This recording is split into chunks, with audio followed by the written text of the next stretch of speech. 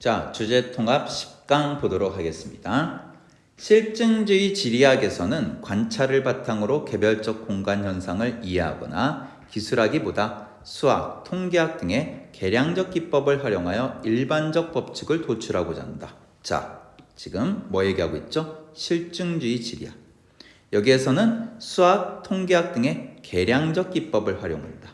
자, 그래서 일반적인 법칙을 도출하고자 한다.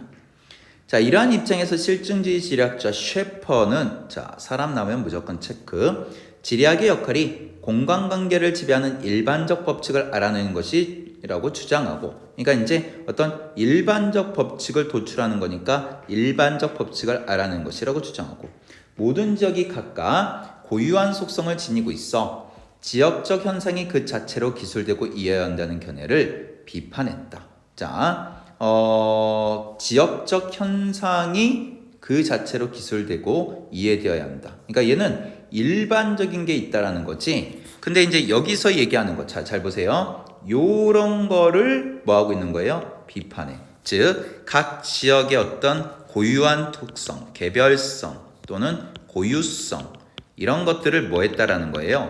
비판했다는 거예요. 왜? 일반적인 게 있으니까.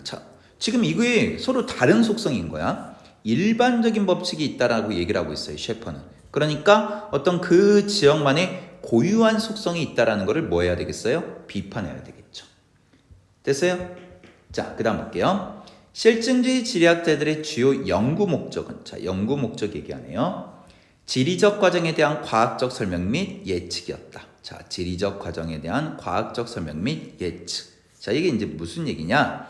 가령 통계를 바탕으로 교통현상을 분석해 효율적 이동이 가능한 입지 구성이나 교통체계의 성립을 위한 대안을 제시하고자 하는 시도를 예로 들 수 있다.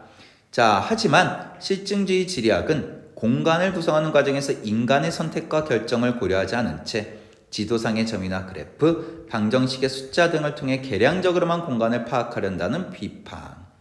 그러니까 이제 거기 안에서는 인간의 어떤 선택과 결정들이라는 게 있을 수 있죠. 그런데 그런 것들은 보지 않고 그냥 말 그대로 수학이나 통계학적으로 이제 계량하는 거고 일반화시키는 거니까 비판받을 수도 있겠죠.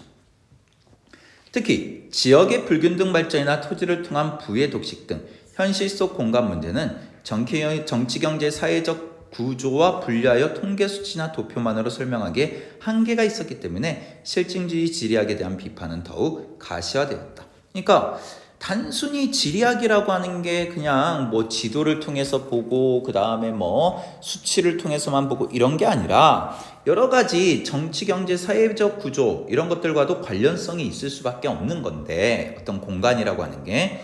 근데 이제 그런 것들에 대해서는 생각하지 않는다는 점에서 비판이 될 수 있겠죠. 자, 그래서 구조주의 지리학은 이러한 배경 속에서 현실 속 공간 문제를 파악하여 해결하고자 등장했다. 자, 이젠 누가 등장했죠? 바로 구조주의 지리학. 그러니까 이 구조주의 지리학과 그 다음에 실증주의 지리학은 어떻게 볼 수 있어요? 대립된다. 다시 얘기해서 실증주의 지리학이 가지고 있는 어떤 한계를 구조주의 지리학이 이제 보완하려고 하는 거죠. 그래서 결국 현실 속 공간 문제를 파악해서 해결하고자 그렇게 노력을 합니다. 구조주의 지리학자들은 공간 문제들의 원인이 사회 구조적인 요인에 기인하는 것이라고 여기고, 그러니까 결국 사회 구조 이런 것들을 좀 파악해 보자는 거죠. 불평등한 사회 구조나 자본주의 체제를 바탕으로 공간을 탐구했다. 그들은 실증주의 지리학에서 추구하는 모델이나 이론이 타 분야에서 개발된 양적 연구의 원흉에 불과하다고 비판하며 인간의 공간 구성 과정에는 사람들의 의지가 내재되어 있어. 자, 뭐가 있다? 사람들의 의지가 있다. 사회구조나 정치적 상황, 권력관계 등이 다양하게 반영된다는 점을 고려해야 한다고 주장했다. 오늘날 산업입지나 도시계획의 대부분은 정책적 의도 아래 결정되는데 이러한 과정은 시민사회로부터 구성된 여러 사회 세력 간의 역학관계에 영향을 받는다. 구조주의 지리학은 그간 지리학에서 다소 소홀히 다뤘던 사회 세력 간의 역학관계나 정치적 논리를 바탕으로 공간을 분석함으로써 현실 속 공간 문제에 대한 해결책을 제시했고 지리학의 새로운 관점을 부여했다는 의의가 있다. 그래서 이제 구조주의 지리학의 어떤 가치 이런 것들을 얘기해주고 있습니다. 자, 그러면 이제 문단 볼게요. 지리학자 하비는 사회체제를 바탕으로 도시공간을 탐색했다. 무엇을 바탕으로? 사회체제를 바탕으로. 자본주의 체제에서는 이윤의 일종인 잉여가치가 필연적으로 창출되는데, 잉여가치가 이윤이죠. 노동자가 생산한 생산물의 가치와 자본가가 노동자에게 지불한 임금의 차액을 의미한다. 그러니까 생산해서 그 다음에 임금, 이거를 빼주면 됩니다. 그는 도시가 잉여가치의 직접 과정에서 발생했으며, 잉여가치의 직접 과정, 여기에서 발생하고, 소수에게 부가 집중되는 자본주의 체제에서 도시화는 곧 잉여가치의 공간적 집적으로 인한 계급 현상. 자본주의 안에서는 이제 이득의 어떤 소수에게 집중되는 현상이 일어날 수 있죠. 이득이. 그래서 그런 계급 현상이 발생하죠. 하비는 구조주의 지리학의 관점에서 공간에 대한 지배가 자본주의 체제의 권력 관계와 연관된다고 본 것이다. 자, 그러니까 지금 하비는 결국 구조주의 지리학의 관점이라고 볼 수 있습니다. 그래서 공간에 대한 지배가 자본주의 체제의 권력 관계다. 왜냐면 예를 들어서 쉽게 생각해 보면 아파트를 한 10채 가지고 있다. 그러면 그 사람에게 있어서 그 아파트라는 건 단순한 공간이라기보다는 부라는 권력을 얻게 된 거라고 볼 수가 있는 거죠. 그렇기 때문에 구조주의 지리학에서는 이런 관점으로 이제 바라보고 있다라는 겁니다. 그는 정량적 방법만으로 인간의 행태를 일반화하는 법칙을 수립할 수 있을지에 대해 의문을 제기하고, 즉 뭐에 대해서 얘기하는 거죠? 앞에서 봤던 그렇죠. 실증주의 지리학에 대해서 의문을 제기했다. 자, 통계 수치만으로는 공간이 지닌 다양한 의미를 파악하기에 한계가 있다고 생각했다. 이런 강의실은 구축 과정에서 강이라는 사회적 활동이 이루어진 공간이라는 기능적 의미가 부여되고, 이러한 기능적 의미가 공간 속 인간의 행위인 공간적 실천을 규정하게 된다. 하지만 이러한 공간적 실천은 제도적으로 부여된 기능에 따라서만 이루어지진 않는다. 사람들은 강의실에서 차를 마시며 대화하거나 필요에 따라 물품을 거래할 수 있다. 이때 강의실은 사람들 사이의 관계, 공간으로 휴게실 또는 시장이 되는 것이다. 이러한 관점에서 하비는 공간이 물리적 공간이기도 하지만 관계의 공간이기도 하며, 공간의 의미가 공간적 실천에 의해 다양한 방식으로 규정될 수 있다. 그러니까 그게 어떤 역할과 기능을 하느냐에 따라서 이 관계 공간, 공간적 실천이라는 것은 그 공간의 역할, 다시 해서 얘기해서 기능, 이런 거에 따라서 그 공간이 달라질 수 있다는 거죠. 자, 하비는 현대사회에서 자본과 권력에 의해 구조화된 도시 공간이 공간적 실천을 자율적으로 전개할 수 있는 인간의 주체적 성격을 억압하거나 왜곡한다고 보았다.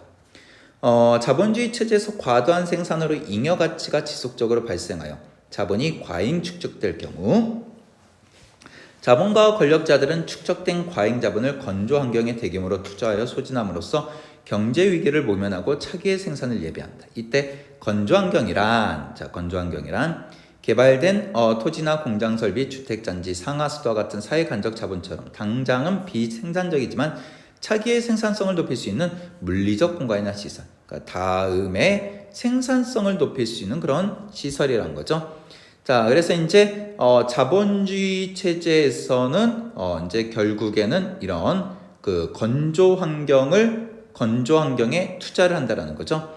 그는 공간의 가치가 대중들의 동의 속에서 집합적으로 발생함에도 불구하고 그에 따른 이익이 물리적 공간의 소유자에게만 집중된 현상의 문제를 제기해요. 그러니까 이익이 너무 소수에게만 집중되는 거. 하비는 노동의 산물이 아닌 토지라는 건조 환경을 통한 자본 축적으로 부의 불평등을 심화시키는 자본주의 문제점을 지적한 것이다. 그러니까 토지라고 하는 거. 그러니까 부를 축적한 그런 기업이나 이런 그 단체들이 토지에다가, 즉 땅에다가 투기를 한다라는 거죠. 실제적으로 그렇습니다. 기업들이 이제 돈이 있으면은 부동산 사업을 한다라고 얘기를 해요. 그래서 실제로 이제 어느 땅에다가 공장을 짓는다. 그러면 이제 거기가 공장 단지가 형성이 될 수 있겠죠. 그러면은 싸게 사가지고 땅값이 올라요. 그럼 그것도 일종의 투자를 해가지고 자기들이 이제 이익을 얻게 되는 거죠.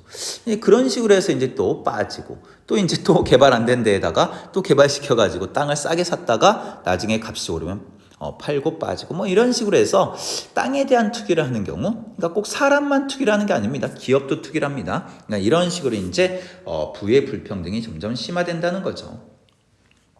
그는 대단히 주택단지 공급을 통한 대대적 교회화와 같은 현상도 유사하게 설명했다. 이론적으로 도시의 중심부에서 교회로 갈수록 지대와 토지의 집적도는 낮아진다. 하지만 대도시 중심부에 과잉 자본의 투자가 집중되어 지대가 높아지면 투자 대비 경제적 이윤이 감소하고 자본은 지대가 낮은 교회를 개발하여 경제적 이윤을 높이려 한다. 당연하죠. 땅값이 비싸니까. 그러니까 지대는 실제 거래되는 지대와 위치에 따라 기대되는 지대인 잠재적 지대가 있는데 자본 이동으로 인해 대도시의 중심부가 점차 쇠락하면 대도시 중심부에서는 잠재적 지대와 실제 거래되는 지대의 차이인 지대 격차가 발생한다. 지대 격차는 기존의 쇠락한 공간에 예술가들이나 소상공인들을 끌어들여 창의적인 공간적 실천을 유발하기도 한다. 합의는 이러한 공간적 실천을 통해 공간의 가치가 강화되어 이윤을 창출할 수 있게 되면 개발업자나 물리적 공간의 소유자들이 자본의 논리로 도시 내부의 역사적 건물이나 상징적 공간을 이용하거나 쇠락한 거리를 재개발하여 이윤을 창출하고 공간적 실천의 주체들을 배제한 채 이윤을 족점하는 젠트리피케이션을 일으킬 수 있다. 그러니까 결국 뭐 한다는 거예요? 기업들이 개발업자들이 여기를 결국 독점하게 되면서 오히려 이윤을 독점하는 상황들이 발생하죠. 이렇게 도시공간에서 만들어지는 억압과 배제, 부의 불평등을 유발하는 자본의 논리를 포착함으로써 합의는 시민들에게 도시를 스스로 바꿔나가고 재창조할 권리를 돌려줘야 한다고 주장한다. 자, 뭐 하자고요? 시민들에게 스스로 뭔가를 바꿔나갈 권리, 이거를 줘야 된다. 시민들의 자유로운 실천이 도시공간의 자유와 평등을 회복시킬 수 있다라고 이렇게 주장을 하고 있는 겁니다. 그러니까 이런 공간의 개발 이런 것들을 이제 시민들 스스로 할 수 있도록 해야 된다라는 얘기를 하고 있습니다. 자, 문제를 보겠습니다. 가나의 내용 전개 방식. 자, 가는 하나의 이론이 발전하는 과정이라고 되어 있는데, 자, 가에서 어떤 이론이 발전한다라기보다는 두 대립되는 이론이 나타나게 됐죠. 가는 특정 이론의 등장 배경과 관련하여 그 이론의 주요 입장. 그러니까 여기서 이 특정 이론이라고 하는 것은 뭐죠? 구조주의 지리학이죠. 그러니까 구조주의 지리학이 실증적 지리학의 한계. 자, 구조주의 지리학. 실증적 지리학의 한계에 의해서 나타난 거고, 나는 구체적 예시를 활용하여 특정 하나의 학자의 견해를 제시하고 있다라고 되어 있는데, 특정 학자라고 하는 거는 누굽니까? 바로 하비죠, 하비. 자, 그래서 정답이 2번이 되겠습니다. 자, 2번. 가나를 읽고 알 수 있는 내용으로 적절하지 않은 거. 이건 뭐 내용 일치 문제네요. 공간의 가치는 사람들의 주관과 의지, 사회 구조에 의해 형성되죠. 그렇죠. 사람들의 주관과 의지도 필요하고 사회 구조라는 것도 필요합니다. 구조주의 지리학에서는 산업 입지나 도시 계획에도 사회적 권력 관계가 반영된다. 그렇죠. 사회적 정치적 관계 이런 것들을 확인해야 된다. 3번. 건조 환경을 통한 공간 구성은 과학적 예측을 통해 현재 이윤만을 극대화하기 위한 자 이렇게 돼 있는데 이게 틀렸죠.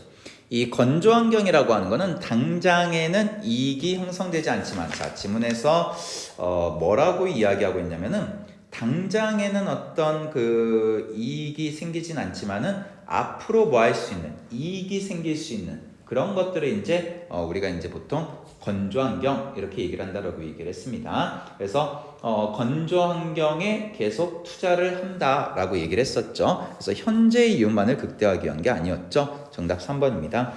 현대사회에서 정책적으로 결정된 도시계획이 도시공간에서의 억압이나 불평등을 유발할 수 있다. 합의가 비판하는 거였고요.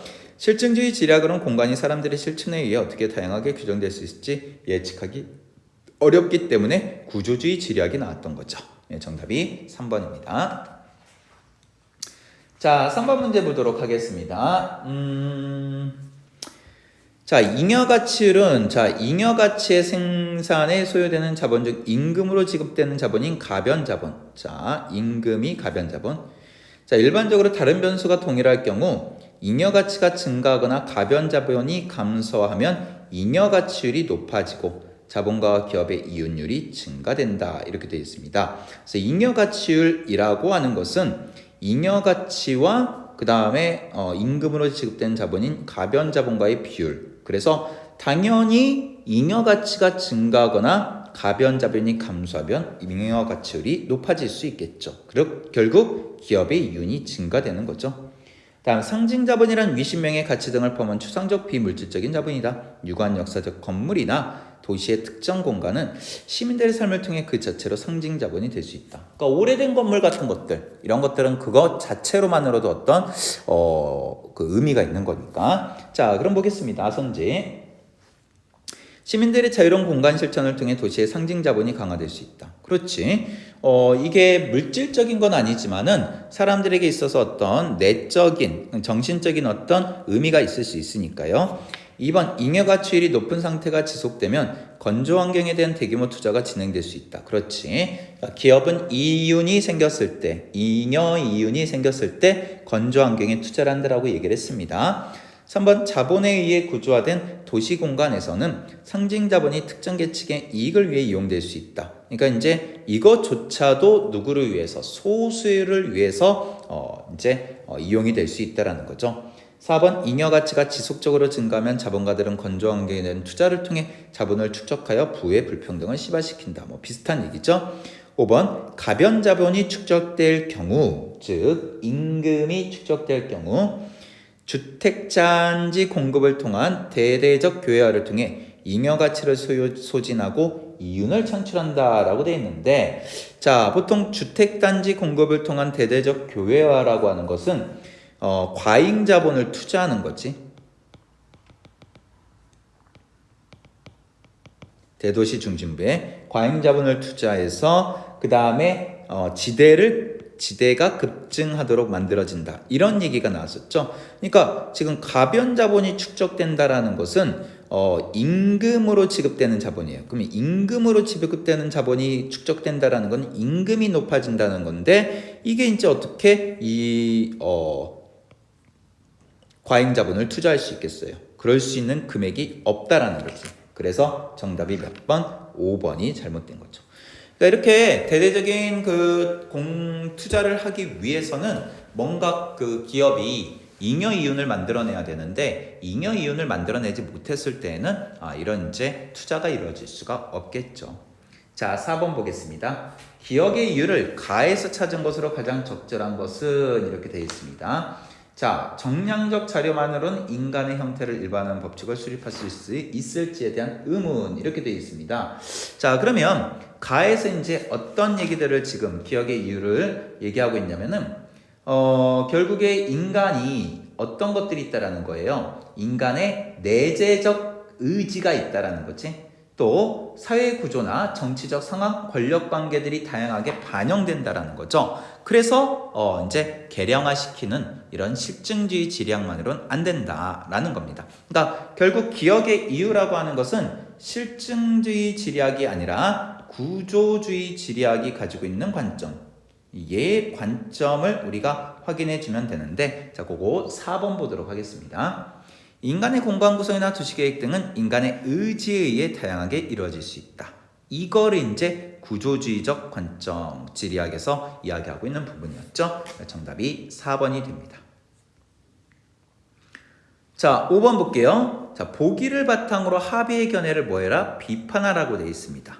자, 그러면 땡땡국에서 대도시의 과밀화로 주거비용 상승, 도시 내 지역들의 계층화 현상, 사회 문제가 발생하죠. 그래서 부의 불평등과 인간의 주체적 성격을 억압하는 도시 공간의 한계를 극복하고자 실험적 도시를 건설했습니다. 이 도시는 시민들이 공유하는 거대한 녹지공원을 중심으로 한 환영의 구조로 자본의 대규모 집적을 방지하고 도시의 모든 곳이 도심의 역할을 할 수 있도록 하였으며, 시민 참여단을 통해 도시 운영과 공간 구성 과정에 시민들의 자유로운 참여가 보장되도록 했다. 그러니까 시민들의 어떤 자유로운 참여, 이런 것들이 합의가 주장했던 내용이네요. 하지만 자본주의 체제에서 계층화된 도시구조에 익숙했던 대다수의 시민들은 경쟁적으로 대규모 상업시설 유치와 주변 도시로 통하는 교통망 신설을 내세워 자신의 거주지에 자본을 집중시키고자 하였고, 인접 대도시보다 낮은 지대를 장점으로 경제적 이윤을 얻으려는 개발업자들의 동조로 도시는 뭐였어요? 계층화되기 시작했다, 이렇게 돼 있어요. 자, 그러면 지금 이건 뭐죠? 합의는 시민들의 자유로운 참여가 중요하다라고 얘기를 했는데, 자유로운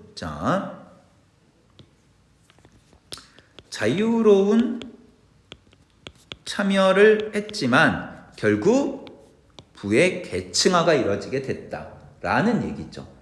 자, 그래서 지금 합의는 사람들의 자유로운 실천이나 참여가 중요하다, 이렇게 얘기했지만은 그것이 오히려 문제가 됐다라는 걸 얘기했습니다. 자, 그러면 하비가 얘기했던 주장을 비판하면 되겠네요. 자, 3번 보도록 할게요.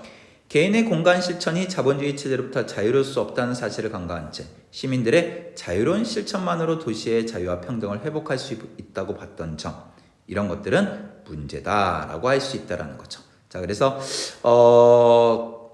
자본주의 체제로부터 완벽하게 자유로울 수는 없다라고 하는 것, 이게 이제 하비에 대한 비판이라고 할 수 있겠네요. 자, 그래서 정답은 3번 확인하시면 되겠습니다.